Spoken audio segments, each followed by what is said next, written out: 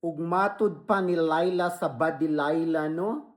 Akala siguro nila yung Supreme Court ay Sarah's Court na pwede nilang laging takbuhan para pagtakpan ang kaduwagan at pagtakas sa pananagutan.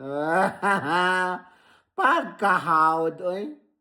Alangan, asa man day mudagan si Inday Sara sa bukid. Aron manguhag saba nga imong paborito. Alangan, kinsa ang duulan ni Bibi Inday Sara? Si Jonel. Di man pud pwede. Alangan, kinsa man ang duulan ni Inday Sara? Si Ronnie Dayan, ang imuhang driver?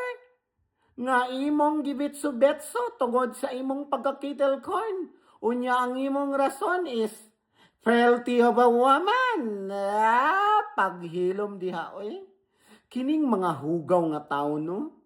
Kusog kay ni sila mo tirada.